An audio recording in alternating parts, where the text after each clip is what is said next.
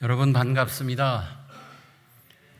특별히 저는 다음 주일 부활주일이 아닌 오늘 고난주일에 초청받게 된 것을 무한 영광으로 생각합니다. 여러분, 기독교인의 색깔은 무엇입니까? 보라색입니다. 보라색입니다. 파란색과 빨간색이 합쳐진 색깔입니다. 여러분, 과거에 대해서 후회하지 마십시오. 회개하십시오. 파란색은 회개를 뜻합니다. 여러분, 미래에 대해서 불안해하지 마십시오.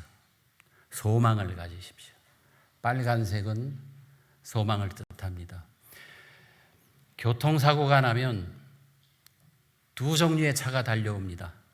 하나는 구급차요, 하나는 경찰차입니다. 왜 올까요? 왜의 의미는 두 가지입니다. 구급차가 왜 올까요? 경찰차가 왜 올까요? 왜? 과거의 왜 때문입니다. 누가 잘못했는지, 누가 피해자고 누가 가해자인지를 가리기 위해서 주로 옵니다. 구급차는 왜 옵니까? 미래를 위해서 옵니다. 어떻게 구원해낼 것인가? 어떻게 구출할 것인가? 예수님은 이 땅에 경찰차로 오신 것이 아니라 구급차로 오셨습니다. 여러분, 고난 당하실 때에 피하지 마십시오. 고난은 주님을 향하는, 주님께로 가는 통로입니다. 날 때부터 소경인자가 있었는데 제자들이 예수님과 지나가면서 예수님께 여쭈었습니다. 선생님, 저자가 날 때부터 소경인 것은 본인의 죄 때문입니까? 부모의 죄 때문입니까? 과거를 보고 있습니다. 죄 때문이 아니죠. 예수님께서 말씀하셨습니다. 저가 맹인된 것은 하나님의 일을 나타내고자 하십니다. 그 일로 인해서 그 맹인은 눈만 떴을 뿐만 아니라 영적으로 전혀 알지 못하던 구세주 예수님을 알게 되었습니다. 이것이 고난입니다. 그리고 예수님께서 그 고난이 무엇인지를 보여주시기 위해서 고난의 극치 십자가를 지신 것입니다. 오늘 그 말씀을 나누고자 합니다. 여러분, 이 땅을 사실 동안 어떤 고난이 닥치든지 피하지 마십시오. 그것이 하나님께로 통할 수 있는 길이라는 것을 깨달으시기 바랍니다. 제 마음속에는 6.25의 참상에 대한 깊은 상처가 있습니다. TV를 통해서 접하게 된 모습들은 잿더미 속에서 땅을 치며 오는 여인들의 모습들, 정신줄 놓고 있는 모습, 누더기를 걸치고 연기 속을 무슨 놀이하듯이 정신없이 헤매고 있는 돌아다니는 고아들의 모습, 그 모습을 보면서 제 마음이 너무 아픕니다. 저는 그 시대를 살지 못했지만 그것이 제 마음에 느껴집니다. 저는 그 사건 안에 들어가 있기 때문입니다. 조선 왕조실록을 보면 정조 14년, 서기 1790년입니다.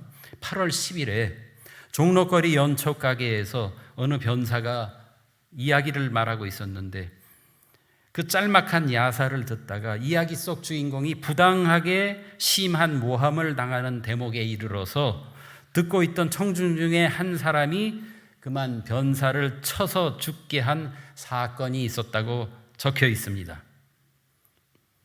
이야기 속으로 들어가 버린 겁니다.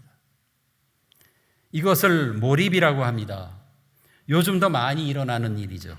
저녁 드라마, 주말 드라마를 보면서 사람들은 오늘도 웃고 울고 소리 지르고, 저는 기억납니다. 저 어려서 드라마 보시면서 저희 할머니가 주인공 모함당하는 사건이면 아니라고 텔레비를 보면서 그리 소리치던 기억이 납니다. 아리스토텔레스는 자신의 저서 시학에서 완전한 몰입에 이르는 두 가지의 과정을 설명한 바 하나가 연민이요, 또 하나는 공포입니다. 연민은 주인공이 불행에 빠지는 것을 볼 때 일어나는 것이요, 공포는 나에게도 그런 일이 닥칠 수 있다고 여겨질 때 일어나는 것입니다. 이 모두가 주인공과 나를 동일시할 때 생기는 것입니다. 이야기 속에 참여하는 것입니다. 그러면 여기서 제가 질문을 드려봅니다. 하나의 이야기가 아닌 예수님의 십자가 죽음의 사건에 나는 어떻게 대응하는가? 이 사건을 읽으면 내 기분은 어떤가? 피가 거꾸로 솟는가? 아니면 무덤덤한가? 오늘 본문 속 등장인물들을 살펴보면 그 안에 여러 종류의 사람들이 각기 다른 모습으로 반응을 보이고 있는 것을 알게 됩니다. 여러분 무심히 지나가셨을지 모르지만 제가 몇 가지 예를 들어보겠습니다. 27절입니다. 또 백성과 및 그를 위하여 가슴을 치며 슬피 우는 여자의 큰 무리가 따라오는지라. 처음부터 가슴을 치는 여인들이 있었죠. 35절 보시겠습니다. 백성은 서서 구경하는데 관리들은 비웃어 이르되. 처음부터 구경하는 구경꾼도 있었고 로마의 병정들은 비웃고 있었습니다.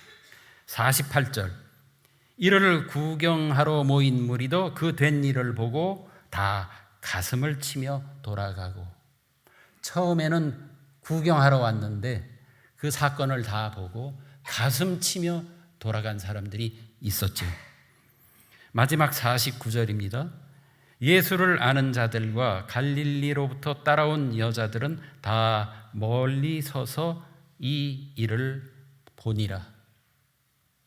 끝까지 제자들은 도망쳤는데도 자리를 뜨지 않고 끝까지 목격자가 되고 증인이 되고자 그 자리를 지켰던 여인들이 있었습니다. 여러분, 오늘 이 사건 앞에서 나는 구경꾼인가 참여자인가? 이제 예수님 당시에 참여자들의 성경의 등장인물들의 모습을 몇 가지 소개해 보겠습니다. 첫째는 마리아입니다. 이 여인은 예수님의 죽음을 앞두고 자신의 귀중한 옥합을 깨뜨렸습니다. 200데나리온이니까 1데나리온은 하루의 일당에 해당합니다. 오늘날 한국의 일당 10만 원으로 만일 계산한다면 200데나리 2천만 원입니다. 1년 연봉에 해당하는 향수입니다. 이것을 깨뜨렸습니다. 공교롭게도 예수님의 어머니 마리아와 동명이인입니다.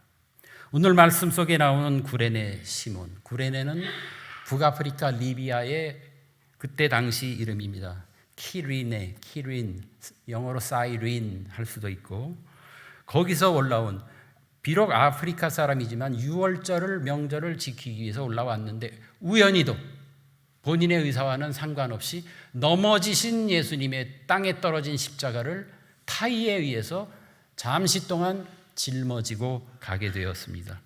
공교롭게도 예수님의 수제자 시몬 베드로와 동명이인이죠. 십자가 양옆에 두 강도 중 하나는 예수여 당신의 나라에 임하실 때에 나를 기억하소서 하고 회개하며 참여했습니다.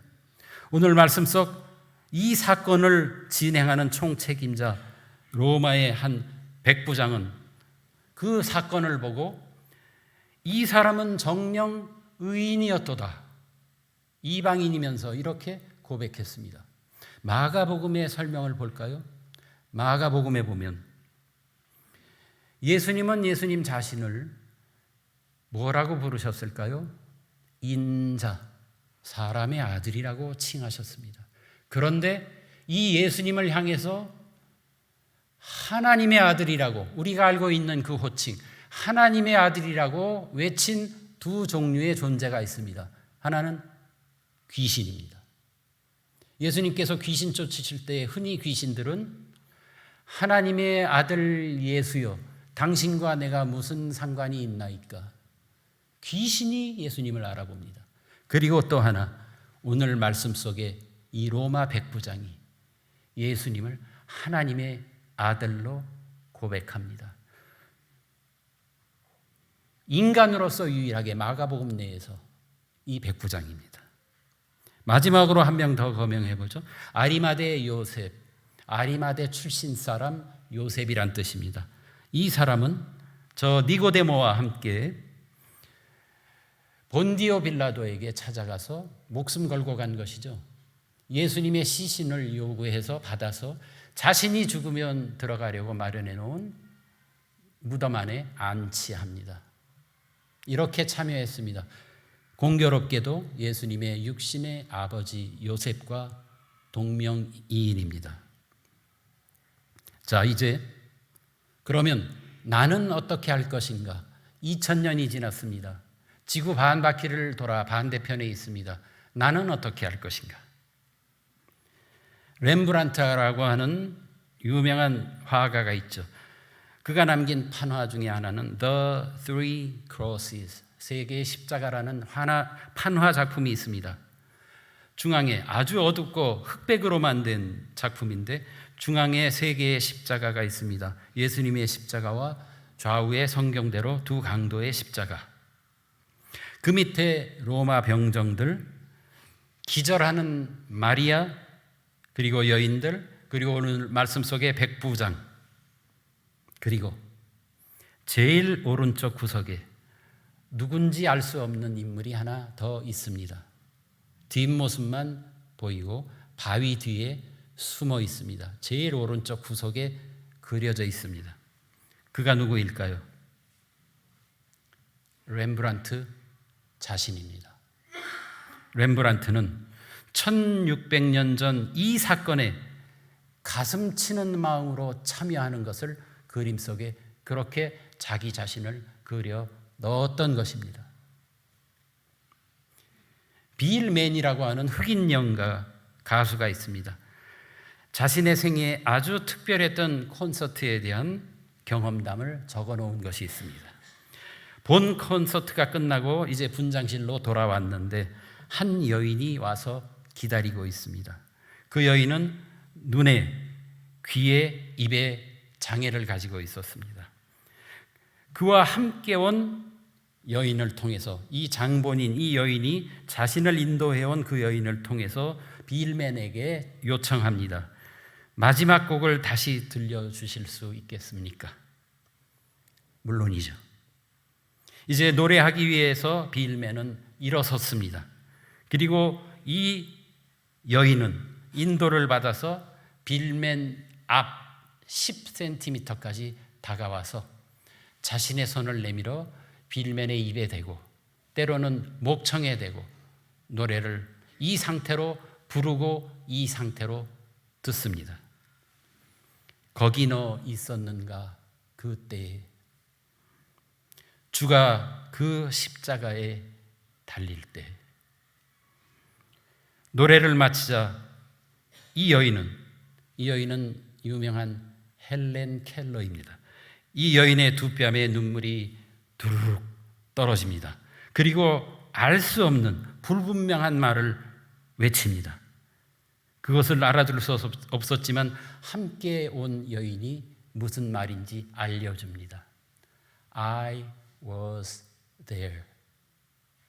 I was there. 오늘 설교의 제목입니다. 나는 어떻게 할 것인가? 방법은 여러 가지입니다. 그림을 통해서, 음악으로, 나의 고백으로, 봉사와 헌신으로, 다른 사람의 고난에 함께 참여함으로, 병든 사람, 굶주린 사람, 소외된 사람과 함께함으로, 그토록 예수님이 함께하고자 했던 그 사람들, 그들과 함께함으로, 그곳에서 예수님의 고난을 내가 체험함으로 우리는 우리의 가슴 치듯 아픈 마음을 표현할 수가 있습니다.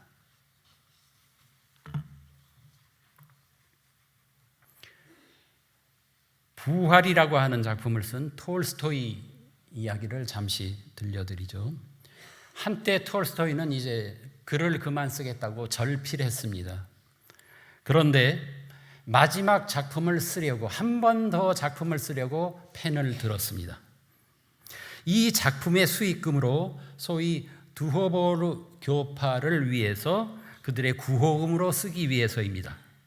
두호보르 교파라고 하는 것은 러시아 내의 소수 교파입니다. 러시아의 국교는 러시아 정교회고 그들이 모든 것을 장악하고 있고 그들의 형식주의를 배격하며 진정한 영혼의 성숙과 평화를 나름의 방식으로 추구하겠다고 하는 두호보르 교파가 있었던 것인데, 마치 영국의 국교회 성공회가 있고 그들로부터 자유로운 신앙을 누리고자 외쳤던 청교도가 있던 것과 같다고 생각하시면 됩니다.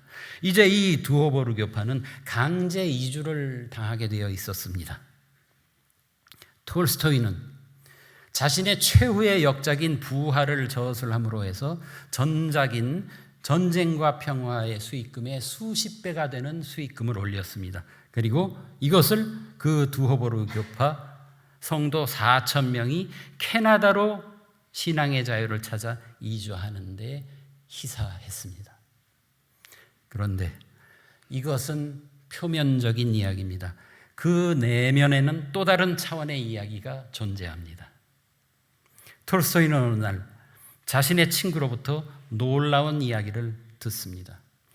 친구가 어느 재판에 배심원으로 참석했는데 그 재판의 피고인으로 나온 여인이 귀족인 자신이 성적으로 농락한 하녀였다는 것입니다.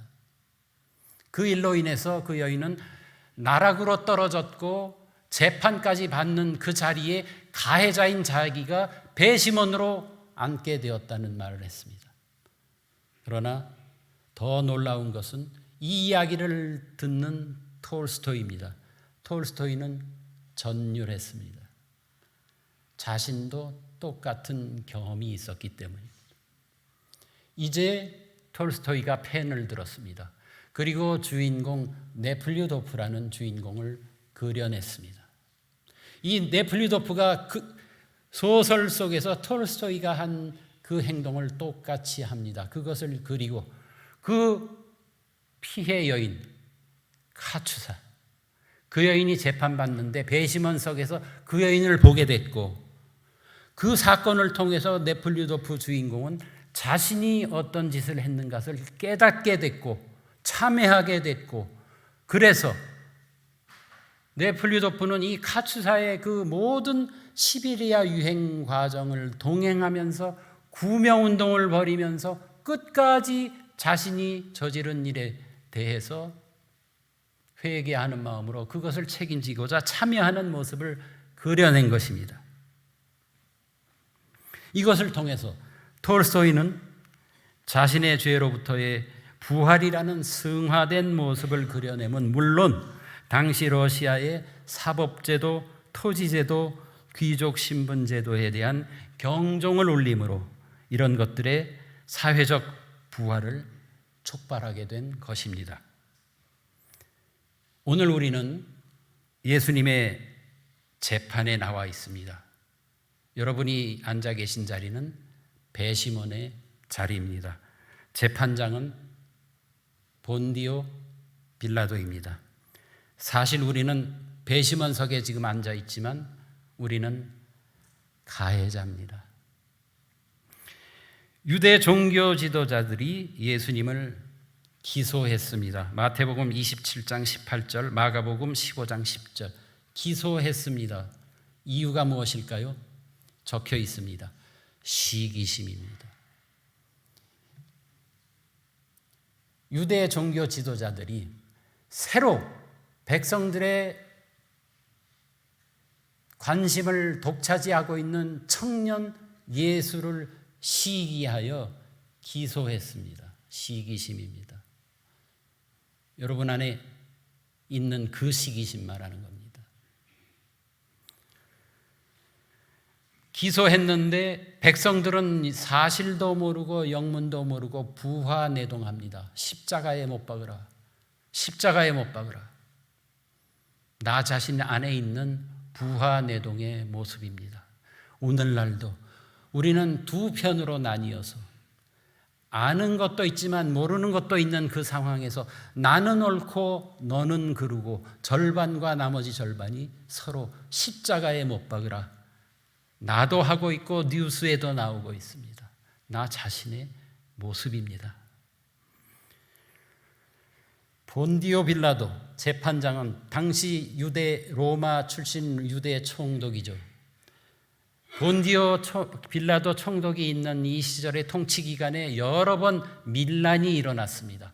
이제 예수라는 청년이 이 사건으로 인해서 또다시 밀란이 일어나면 자신은 로마로 소환되어 어떤 벌을 받게 될지 모릅니다.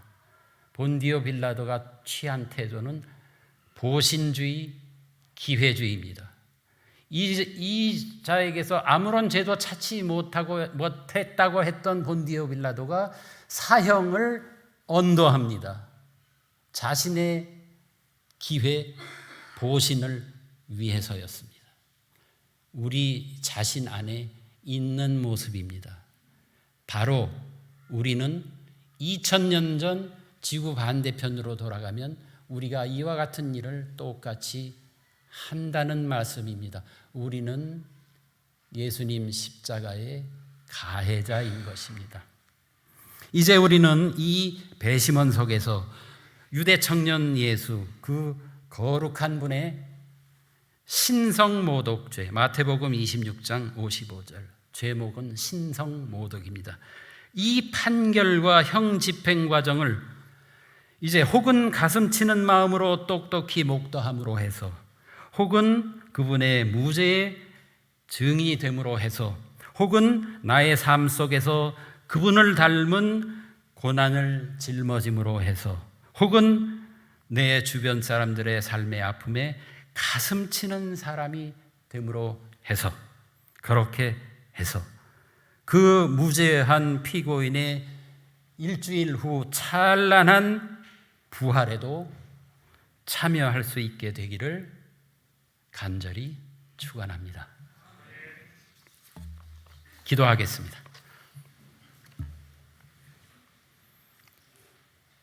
주여, 이제 우리는 고난주간으로 들어갑니다. 굳이 우리는 성경 말씀을 따라가지 않아도 이미 고난의 한복판에 와 있습니다. 피하지 않게 하옵소서. 이것이 과거의 무엇으로 인해서인가 생각하지 말고 미래의 무엇을 위해서 있는가를 올바로 깨닫고 이것을 통해서 주님의 부활에 참여할 수 있는 그 길로 나아갈 수 있도록 인도하여 주옵소서. 예수님 이름으로 기도하옵나이다. 아멘.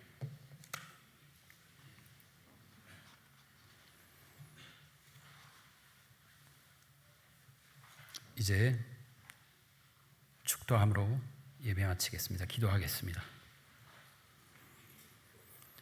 내가 그리스도와 함께 십자가에 못 박혔나니 그런즉 이제는 내가 사는 것이 아니요 오직 내 안에 그리스도께서 사시는 것이라. 이제 내가 육체 가운데 사는 것은 나를 사랑하사 나를 위하여 자기 자신을 버리신 하나님의 아들을 믿는 믿음 안에서 사는 것이라. 아멘. 이제는 우리 주 예수 그리스도의 은혜와 하나님 아버지의 사랑과 성령님의 교통하심이